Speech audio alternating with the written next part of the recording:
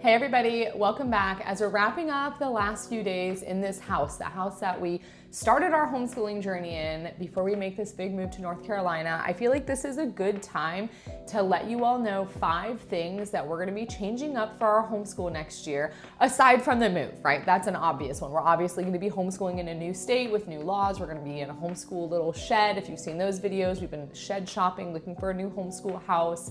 I'd like to have our schoolroom, our schoolhouse, separate from the main house this year. That's very important to me, but it's gonna take a little while to get that. So I'm just gonna cover 5 quick things that we're changing within the homeschool, not the exterior things, but within our homeschool. That's gonna be quite a big change from what we're used to. Starting off with number 1, most of you know that we are a Classical Conversations family. We have been a part of Classical Conversations since the very beginning, since my daughter was 5 years old. And this would have been her 4th cycle, meaning that she's repeating a cycle for the first time, which in Classical Conversations is a really exciting thing. It's kind of like a milestone achieved. Well, unfortunately, we're not going to be doing Classical Conversations this year. And as heartbreaking as that is for me to say, I do think that maybe it's kind of meant to be. So basically our community here in Florida dissolved after this year, which it didn't matter because we were moving anyways, right? So the North Carolina community that we found and we fell in love with when we toured, they're also dissolving. I guess none of these communities can find directors. And yes, I possibly am called to direct one day, but definitely not this year when we've got this big move happening, right? Like it's just not feasible. So that community has dissolved and we are gonna take it upon ourselves to go find some sort of homeschool co-op. I definitely want my kids involved in a co-op this year, especially because it's a new state, new friends, new faces. I would like for them to make as many friends as possible in this first year. So we're gonna explore something else. I will continue to do the Classical Conversations curriculum. Like I'll watch the videos online. I still want them to keep that memory work fresh in their minds for next year if we end up joining again. The second thing that we're gonna be changing up about our homeschool next year is that we are going to place a lot of emphasis on chores. Now I know that's not necessarily like homeschool, that's more just like family living type things. But right now, chores in our house, it used to be really organized. We had a chore chart. And with 4 kids, it just gets messy and somebody's not doing their chores and it's just, we got lazy, to be honest with you. We just got lazy. So we've kind of started picking it back up again, but now that we're packing up the entire house, it's very hard to stay consistent with the chores. So when we move into the new house next year for our regular homeschool routine day, part of that routine will be doing chores. And there is a mama on here. I will tag her below. I was watching some of her videos. Oh, what is her channel? I cannot remember her channel name right now, which is driving me nuts because I've been binging her videos, but she actually does chores in the middle of the homeschool day.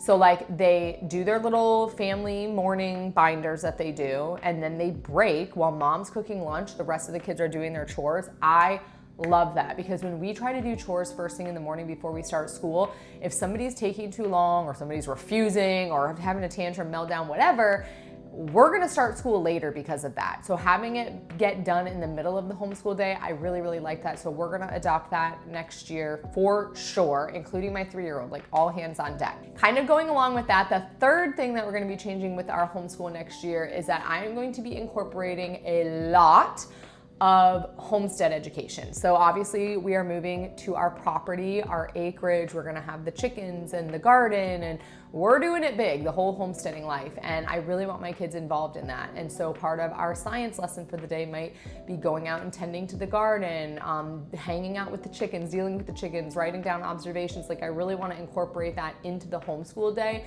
I don't want it to be a separate thing. Like, oh, we're gonna feed the chickens and then we're gonna go do school. Like I would like to incorporate it as a part of our school day. The fourth thing that we will be changing about our homeschool is that we are actually going to be doing a health and PE curriculum this year. I know what you're thinking, why, that's ridiculous. You're gonna be doing all this science stuff already with the homesteading and the chickens and the gardens, but I purchased from AOP. It's a health and PE curriculum. The PE curriculum is interesting because we are an active family, but this forces it to become like a lesson where we're learning about the different muscle groups, and they're not just exercising to exercise, or when we're learning a new sport. Like, this curriculum actually shows the rules of the sport. Like, my kids are gonna actually be getting the educational side of PE and not just the active side. So that's the PE. The health curriculum, never in a million years did I think I would be doing a health curriculum. However, with my oldest daughter going into the 3rd grade, a lot of her friends are starting to go through puberty right now. She's got a lot of questions. The good thing about homeschooling is that us as the parents, like, we're there to have that conversation with them, not a system, not a school system. So I did purchase the AOP 3rd grade health curriculum as well, which does touch on that. And what I like about this is, yes, she and I can have a conversation informally, but when it's tied into a lesson like this, it kind of helps me know what to say. Like, it almost guides me as the parent into what's age appropriate for a 3rd grader, right? Talking to a 3rd grader about these things, it's gonna be different than talking to a 5th or 6th grader, right? So this keeps it very age appropriate, developmentally appropriate, and I'm really excited to get into that. They do have worksheets and stuff to go along with it. I might just forego that and just use the teacher's guide as like a guide for conversation. But we will be starting that along with the PE curriculum, and I will be doing that as a part of our science. So this is not something extra that I'm adding into our already crazy schedule. In the mornings when we sit down and do our family science together, I think 2 days out of the week, maybe like Tuesdays and Thursdays, will be health days, right? So we don't do our normal science curriculum, we will just do health on those days. And the last thing that we're gonna be changing up about our homeschool this year, and probably the most important and the thing that we're gonna have to adapt to the most, is that we're gonna really try to cut down on screen time. And I know that sounds so cliche, everybody's saying the same thing, but in our case, because we've been going through this moving process for what seems like 6 straight months, because it's been such a battle of like, okay, is the house gonna sell before we move, or is the house gonna sell after? So we started packing months ago because we thought the house could sell like that, right? And now that we're actually nearing the day to leave and go to North Carolina, things have been so hectic. Like, we switched over to Time for Learning online curriculum for a little bit, because I just needed a break. We needed to focus on the move. Next year, starting, and when I say next year for us, that's more like September, October, by the way, especially this year. So starting next year, I'm really gonna try to cut down on the screen time, because I've been relying on screens way too much over the last several months, because I'm sorry, it's easy. Like, oh, I gotta go pack this room, here girls, watch a movie, right? That kind of thing. So also during the homeschool day, when I'm working one-on-one at the table with one of my kids, I've got the other ones on the Splash Learn app, Mia Academy, like they're doing some kind of screen time activity, which is convenient, but sometimes my 3-year-old will be on Splash Learn for almost an hour because I'm at the table doing a full-blown kindergarten lesson or something, and it's taking a long time. So what I would like to do is still keep the Splash Learn app, still keep our educational apps, but limit it, like set a timer. Once that 30-minute timer goes off, okay, now you're gonna get up and you're gonna go do Play-Doh. Or I used to have little centers set up, but again, everything being packed up, things have just been so hectic. So we're gonna really try to cut down. And for me too, like they're seeing me on my phone 24/7. I'm creating content, I'm constantly replying to comments, emails, like they're seeing me on the screen, so they think that that's just how it should be. And I don't want that anymore. So you are gonna be seeing weekly, big, long form content videos here on YouTube.